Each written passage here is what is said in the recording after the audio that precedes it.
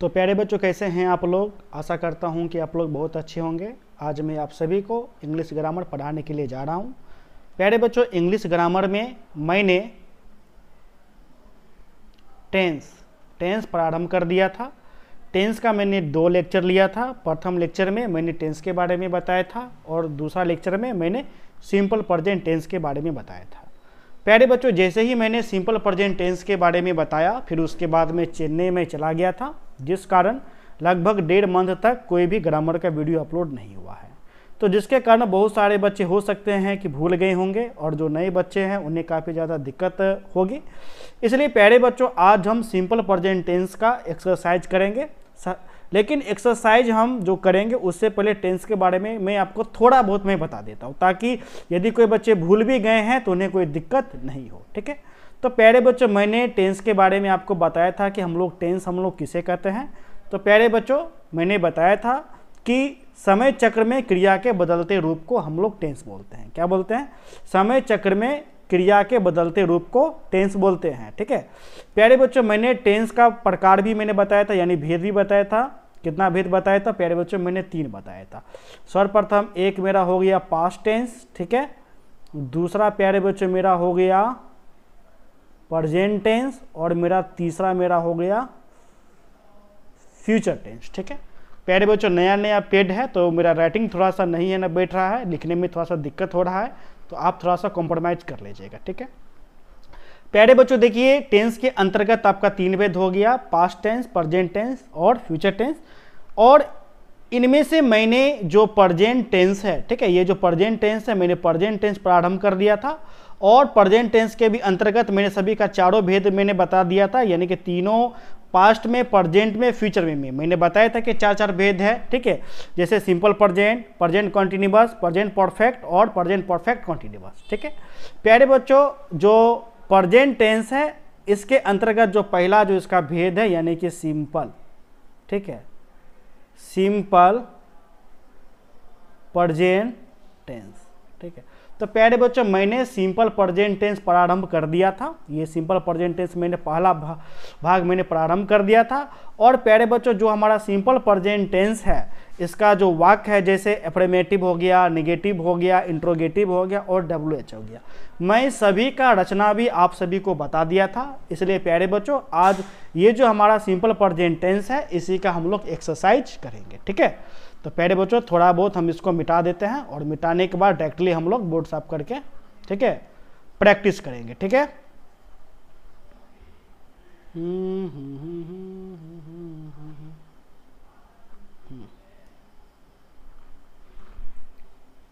Simple present tense ना, simple present tense, ये मेरा हो गया सिंपल प्रेजेंट। प्यारे बच्चों, एक्सरसाइज कराने से पहले मैं एक बार फिर मैं आप सभी को रचना में बता देता हूं। मैंने देखिए सर्वप्रथम मैंने इसका पहचान भी बताया था। मैंने पहचान क्या बताया था कि सिंपल प्रेजेंट टेंस का मैंने बताया था कि जिस हिंदी वाक्य के क्रिया के अंत में, मैंने क्या बताया था कि मैंने क्रिया के अंत में, जैसे क्रिया क्या होता है, जैसे खाना होता है, जाना होता है, क्रिया के अंत में ता है, ते है, ठीक है, ता है, ते है, ती है, इस प्रकार से प्यारे बच्चों रहता है। तो उन वाक्यों को क्या समझा जाता है? तो प्यारे बच्चों, उन वाक्यों को सिंपल प्रेजेंट टेंस आपको समझा जाता है। ठीक है, जिसका अनुवाद आपको किस प्रकार से किया जाता है? यदि हम अनुवाद की बात करें तो एफर्मेटिव में, ठीक है, एफर्मेटिव में उसका रचना हो जाता है subject plus V1 oblique V5, subject plus V1 oblique V5। ठीक है, यह मेरा प्यारे बच्चों क्या हो गया? तो यह मेरा रचना हो गया। ठीक है, और प्यारे बच्चों, इसी रचना के आधार पर हमें क्या करना है? तो हमें वाक्यों को बनाना है, या जो भी ग्रामर है उसका कॉन्सेप्ट क्लियर करना है। ठीक है प्यारे बच्चों, मैंने आपको बता दिया था कि हम लोग कहाँ पर V1 का प्रयोग करेंगे और कहाँ पर हम लोग V5 का प्रयोग करेंगे। यदि इसमें कोई दिक्कत हो तो आप हमारे पुराने वीडियो को देख सकते हैं। ठीक है, तो यह तो हो गया एफर्मेटिव का रचना। इसके साथ साथ प्यारे बच्चों, मैंने आप सभी को नेगेटिव का भी रचना है ना बता दिया था। यदि मैं नेगेटिव का रचना की बात करूं तो हम लोग क्या करते हैं? तो subject plus do oblique does का प्रयोग करते हैं। फिर प्लस नॉट, नॉट हम लोग देंगे, फिर प्यारे बच्चों वर्ब का पहला रूप। ठीक है, हालांकि ये प्लस का साइन नहीं भी देंगे तो कोई बात नहीं, डू या डज का प्रयोग करेंगे, फिर नॉट देंगे, फिर प्यारे बच्चों वर्ब का हम लोग पहला रूप देंगे। ठीक है, तो प्यारे बच्चों आज हम खास करके सिंपल प्रेजेंट टेंस के अंतर्गत एफर्मेटिव और नेगेटिव वाक्यों का क्या करेंगे प्यारे बच्चों, तो अध्ययन करेंगे। ठीक है प्यारे बच्चों, सर्वप्रथम हम एक वाक्य लेते हैं, साधारण सा वाक्य लेते हैं। जैसे प्यारे बच्चों देखिए, ठीक है, जैसे राम पटना जाता है। ठीक है प्यारे बच्चों, राम पटना जाता है, इसे हमें क्या करना है, तो प्यारे बच्चों इसे सर्वप्रथम हमें अनुवाद करना है। पहले थोड़ा सा हम अनुवाद देख लेते हैं, फिर उसके बाद प्यारे बच्चों हम लोग ग्रामर करेंगे। ठीक है, तो प्यारे बच्चों देखिए, ये जो हमारा जो वाक्य है राम पटना जाता है, यह कौन सा वाक्य है, तो प्यारे बच्चों यह हमारा एफर्मेटिव वाक्य है। ठीक है, एफर्मेटिव वाक्य है, इसलिए प्यारे बच्चों यह जो वाक्य है यह एफर्मेटिव रचना के हिसाब से बनेगा। तो एफर्मेटिव प्यारे बच्चों रचना क्या है, यह है सबसे पहले सब्जेक्ट, हमें क्या देना है, तो प्यारे बच्चों सबसे पहले सब्जेक्ट देना है। ठीक है, अब देखिए राम पटना जाता है, तो इन वाक्यों में प्यारे बच्चों देखिए सब्जेक्ट क्या है, तो प्यारे बच्चों सब्जेक्ट हो गया राम, इसलिए हम क्या लिखेंगे यहाँ पर, हम लिखेंगे राम। ठीक है, फिर प्यारे बच्चों देखिए हम लोग क्या करेंगे, हम लोग वर्ब देंगे, यानी कि V1 या V5 देंगे। अब हमें यह जानना है कि आखिर हम यहाँ पर V1 लगाएंगे कि V5 लगाएंगे। ठीक है, तो प्यारे बच्चों नियम क्या कहता है, कि नियम कहता है कि थर्ड पर्सन के सिंगुलर नंबर में हम लोग प्यारे बच्चों क्या करते हैं, तो हम लोग V5 का प्रयोग करते हैं। किसका प्रयोग करते हैं, तो V5 का। अब राम क्या है, तो राम है प्यारे बच्चों थर्ड पर्सन, थर्ड पर्सन में राम अकेले है, इसलिए राम क्या हो गया, तो राम हो गया सिंगुलर यानी कि एक वचन। ठीक है, इसलिए जो हमारा क्रिया के अंत में देखिए ता कहाँ लगा हुआ है, तो जाना में लगा हुआ है, इसलिए हम लोग जाता को क्या बनाएंगे, तो V5 बनाएंगे। तो जाना के मेरा क्या होता है, गो। ठीक है, इसके अंत में हम लोग ES जोड़ करके हम लोग क्या बना दिए, तो हम लोग V5 बना दिए, यानी कि राम गोज। अब मेरा क्या हो गया कि राम जाता है, राम जाता है, राम गोज मतलब राम जाता है। अब राम कहाँ जाता है, पटना, तो हम यहाँ पर क्या लिख देंगे, पटना, PATNA, राम गोज पटना। लेकिन प्यारे बच्चों देखिए, जब हम लोग क्रिया के बाद जब कोई जगह देंगे, खास करके कोई जगह हो, जैसे पटना हो गया, कोई भी जगह हो गया, स्थान हो गया, या क्रिया के बाद क्रिया आए या क्रिया के बाद स्थान आए, तब प्यारे बच्चों हम लोग बीच में किसका प्रयोग करते हैं, तो प्यारे बच्चों हम लोग बीच में टू का प्रयोग करते हैं। यह बहुत इंपॉर्टेंट है, इसे जानना बेहद जरूरी है। ठीक है, तो इस प्रकार हमारा जो वाक्य है, शुद्ध वाक्य, शुद्ध जो वाक्य है वो मेरा क्या हो गया, तो राम गोज टू पटना, क्या हो गया, राम गोज टू पटना, राम पटना जाता है। ठीक है, तो प्यारे बच्चों यह तो मेरा हो गया एफर्मेटिव में वाक्य। यदि मान के चलिए कि यही वाक्य मेरा नेगेटिव रहे, ठीक है, यही वाक्य मेरा क्या रहे, तो नेगेटिव रहे। जैसे प्यारे बच्चों देखिए, राम पटना नहीं जाता है। ठीक है, नहीं जाता है, मेरा क्या हो गया, राम पटना नहीं जाता है। तब प्यारे बच्चों इस वाक्यों को जो है हम लोग किस प्रकार बनाएंगे, ठीक है, इस वाक्यों को हम लोग किस प्रकार बनाएंगे।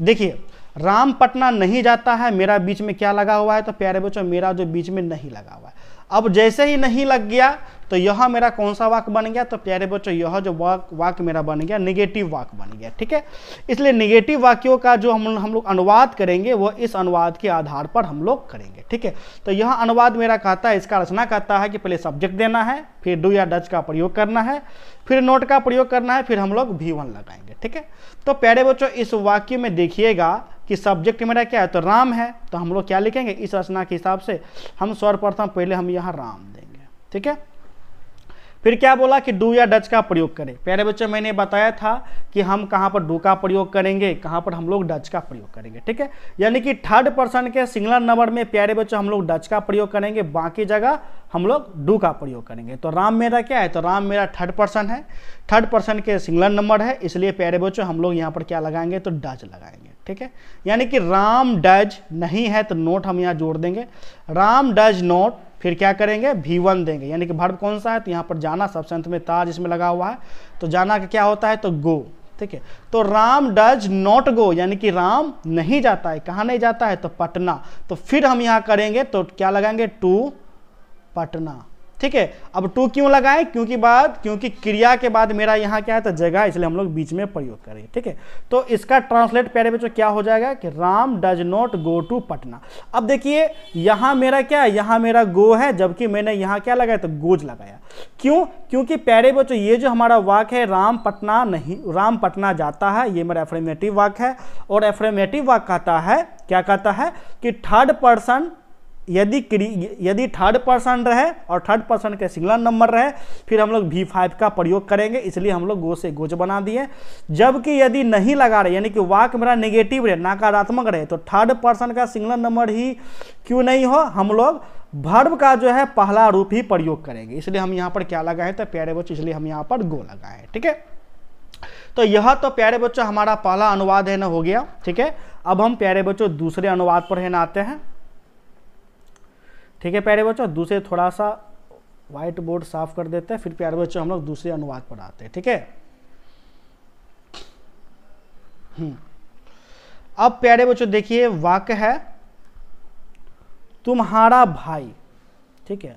नहीं मैं ही लेता हूं, मैं, एक मिनट, थोड़ा सा लिखने में दिक्कत है ना हो जा रहा है, ठीक है। तो प्यारे बच्चों मैं वाक्य यहां पर लेता हूं, मैं आम खाता हूं, मैं आम खाता हूं। अब प्यारे बच्चों यह सिंपल सी वाक्य है, ठीक है। तो मैं आपका कौन सा है तो फर्स्ट पर्सन है, तो सिंपल सी वाक्य है। हम मैं का यहाँ पर है क्या दे देंगे तो आई दे देंगे, सब्जेक्ट। फिर क्या बोला, देखिए मैं आम खाता हूँ, यह जो वाक्य है प्यारे बच्चों यह कौन सा वाक्य है तो एफर्मेटिव वाक्य है, ठीक है। इसलिए इस वाक्य का जो अनुवाद है हम लोग सब्जेक्ट प्लस V1 V5 के आधार पर करेंगे। तो मैं का मेरा आई एन हो गया, फिर हम या तो V1 देंगे या तो V5 देंगे, लेकिन नियम क्या कहता है कि फर्स्ट पर्सन है तो हम लोग V1 का प्रयोग करेंगे। तो खाता का क्या हो जाएगा तो इट, आई इट, यानी कि मैं खाता हूँ, क्या खाता हूँ तो आम, तो ए मैंगो, ठीक है। यानी आई इट ए मैंगो, मैं एक आम खाता हूँ, ठीक है। प्यारे बच्चों इसमें देखिए, इसमें हम लोग क्या दिए हैं तो सिंपल सा V1 का प्रयोग किए हैं। V1 का क्यों प्रयोग किए हैं, क्योंकि प्यारे बच्चों ये जो मेरा सब्जेक्ट है, सब्जेक्ट मेरा क्या है तो सब्जेक्ट मेरा फर्स्ट पर्सन है, ठीक है। इसी में प्यारे बच्चों यदि हमारा वाक्य है तुम्हारा भाई, ठीक है, वाक्य है प्यारे बच्चों तुम्हारा भाई जाता है, क्या है तुम्हारा भाई जाता है। अब प्यारे बच्चों देखिए यह जो मेरा वाक्य है तुम्हारा भाई जाता है, यह वाक्य आपका एफर्मेटिव वाक्य है, ठीक है। तो प्यारे बच्चों जो मेरा सब्जेक्ट है, सबसे पहले क्या बोला सब्जेक्ट देने के लिए, तो सब्जेक्ट मेरा क्या है तुम्हारा भाई। ये जो पूरा का पूरा जो देख रहे हैं तुम्हारा भाई, तो प्यारे बच्चों यह हमारा सब्जेक्ट है, इसलिए तुम्हारा भाई को हम लोग लिखेंगे योर ब्रोदर,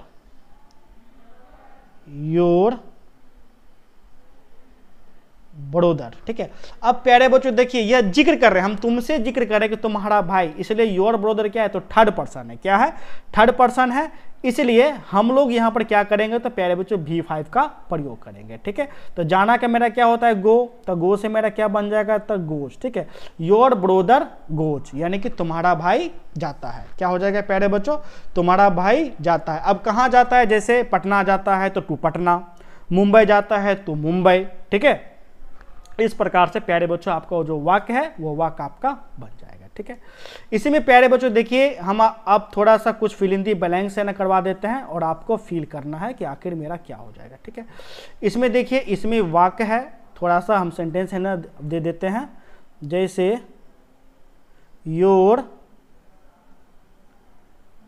ब्रोदर डैश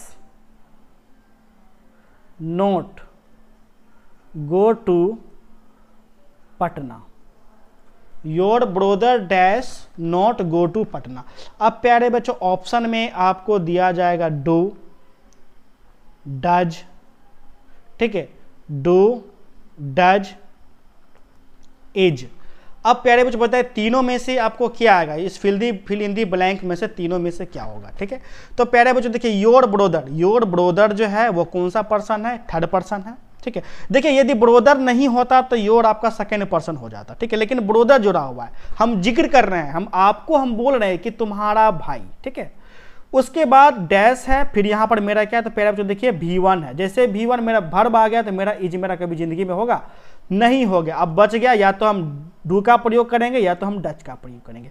प्यारे बच्चों देखिए यहाँ पर मेरा क्या लगा हुआ है, तो नोट लगा हुआ। अब जैसे ही नोट लगा हुआ है इसका मतलब यह जो वाक्य है, यह वाक्य कौन सा वाक्य है, तो प्यारे बच्चों नेगेटिव वाक्य है। इसलिए प्यारे बच्चों नेगेटिव वाक्यों में हम लोग डू और डच का प्रयोग करते हैं, ठीक है। चूंकि प्यारे बच्चों योर ब्रोदर है, यह थर्ड पर्सन है, इसलिए हम लोग क्या करेंगे, तो डच का प्रयोग करेंगे। इसलिए उत्तर क्या हो जाएगा यहाँ पर प्यारे बच्चों, यहाँ पर हो जाएगा डज, ठीक है। तो ऑप्शन में क्या उत्तर देना है, तो डज, ठीक है। तो प्यारे बच्चों your brother does not go to Patna, ठीक है, यानी कि तुम्हारा भाई पटना नहीं जाता है, ठीक है।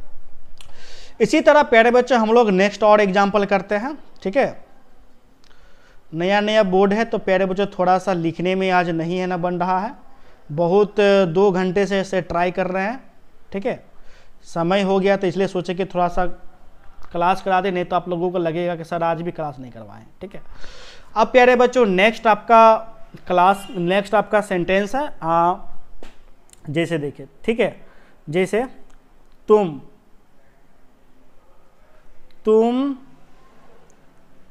आज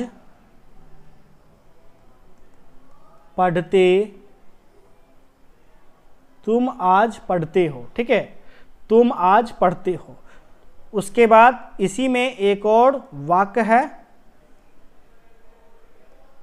तुम आज नहीं पढ़ते हो, ठीक है।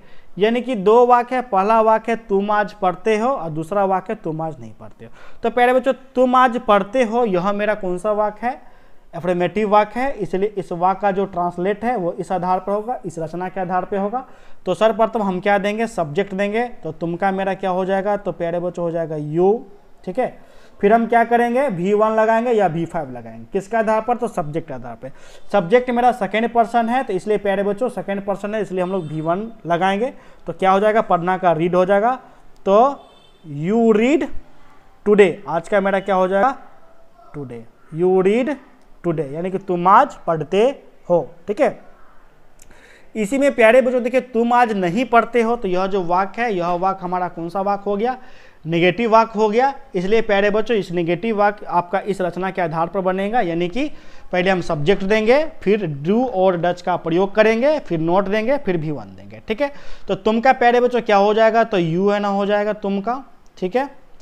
फिर प्यारे बच्चों यू मेरा कौन सा पर्सन है, सेकेंड पर्सन है, इसलिए सेकेंड पर्सन में हम लोग डू लगाते हैं। तो क्या हो जाएगा, यू डू, फिर नहीं है तो नोट देंगे, you do not read V1 read today, ठीक है, you do not read today, यानी कि तुम आज नहीं पढ़ते हो, ठीक है। तो प्यारे बच्चों ये भी वाक्य आपका है ना हो गया। उम्मीद है कि आपको समझ में अच्छे से आई हो। अब थोड़ा बहुत एक और वाक्य हम लेते हैं, थोड़ा सा fill in the blanks type का, या सही करने के लिए, ठीक है। प्यारे बच्चों आपको इस प्रकार से वाक्य आपको दिया जाएगा, जैसे हम देखिए वाक्य देते हैं। अब देखिए यू डज नॉट रीड, क्या है, यू डज नॉट रीड आपके ऑप्शन में दिया रहेगा, आपका क्या रहेगा, जैसे डू रहेगा, या इज रहेगा, या आर रहेगा, ठीक है। अब प्यारे बच्चों आपको कहेगा कि इसको सही करने के लिए, ठीक है, ये जो डज है, ठीक है। अब इस डज के ये जो कोस्ट है इसके अंतर्गत आपको क्या आएगा, ठीक है। अब यू डज नॉट रीड, अब जैसे देखिए प्यारे बच्चों यू के साथ होता कभी जिंदगी में डज लगेगा, नहीं लगेगा, क्योंकि डज जो है वो आपको थर्ड पर्सन के सिंगुलर नंबर में लगता है। इसलिए प्यारे बच्चों यू के साथ सर्वप्रथम हम आर लगाएंगे, लेकिन आर लगाएंगे यहाँ मेरा वर्ब रीड है, इसलिए आर नहीं लगेगा, ये मेरा कैंसिल हो गया। फिर यू के साथ कभी इज नहीं लगता है तो इसलिए ये भी मेरा कैंसिल हो गया, लेकिन यू के साथ मेरा डू लगता है, इसलिए ऑप्शन कौन सा सही हो जाएगा, डू, ठीक है। इस प्रकार से भी आपके एग्जाम में ना आता है, बोलता है सही करने के लिए, तो क्या हो जाएगा, यू डू नॉट रीड, यानी कि ये जो ब्रैकेट में जो डज है, ये डज मेरा क्या है, गलत है। ऑप्शन में कौन सा ऑप्शन सही होगा, ये, तो मेरा क्या कौन सा हो जाएगा, तो डज वाला हो जाएगा, सॉरी डू वाला हो जाएगा, ठीक है। तो इसी प्रकार से आपको क्वेश्चन में दिया रहेगा और आपको ही सही करना पड़ेगा। ठीक है प्यारे बच्चों, इसलिए प्यारे बच्चों हम लोग नेक्स्ट एग्जाम्पल पर आते हैं। ठीक है, जैसे प्यारे बच्चों नेक्स्ट आपका एग्जाम्पल पे है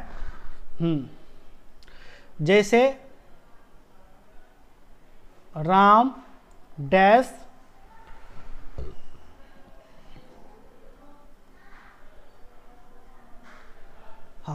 राम डैश टू मुंगेर। ठीक है, तो प्यारे बच्चों आपका ऑप्शन हम दे देते हैं, ऑप्शन हम रेड कलर से। ठीक है, ऑप्शन है गो पहला, दूसरा आपका ऑप्शन है गोइंग। ठीक है, तीसरा आपका ऑप्शन है नन ऑफ दीज। ठीक है, नन ऑफ दीज। अब प्यारे बच्चों कहेगा कि इन तीनों में से कोई एक भरने के लिए राम डैश टू मुंगेर, यानी कि अब देखिए इसमें कहता है कि आपको फिल इन दी ब्लैंक्स में आपको क्या आएगा। ठीक है, राम के साथ यदि हम गो देंगे तो राम तो मेरा थर्ड पर्सन है, वो कभी गो मेरा लगेगा तो प्यारे बच्चों गो नहीं लगेगा, बल्कि मेरा क्या लगेगा तो गोज लगेगा, इसलिए गो मेरा नहीं होगा, कट गया। राम के साथ कभी गोइंग भी नहीं लगेगा, क्या लगेगा तो गोज लगेगा। तो इन दोनों में से कोई आपका नहीं है, तो उत्तर क्या हो जाएगा कि नन ऑफ दीज। ठीक है, इनमें से कोई नहीं। तो प्यारे बच्चों सही ऑप्शन इसमें क्या होगा, तो सही ऑप्शन होगा इसमें गोज, यानी कि राम गोज टू मुंगेर। राम कहाँ जाता है तो राम मुंगेर जाता है। ठीक है, तो प्यारे बच्चों आज के लिए इतना ही। ठीक है, कल प्यारे बच्चों हम इंट्रोगेटिव और WH सेंटेंस का एक्सरसाइज करेंगे, सिंपल प्रेजेंट टेंस का। उसके बाद फिर हम सिंपल प्रेजेंट उसके बाद प्यारे बच्चों प्रेजेंट कंटिन्यूअस टेंस हम आप सभी को पढ़ाएंगे। तो प्यारे बच्चों मिलते हैं नेक्स्ट वीडियो में, तब तक के लिए धन्यवाद।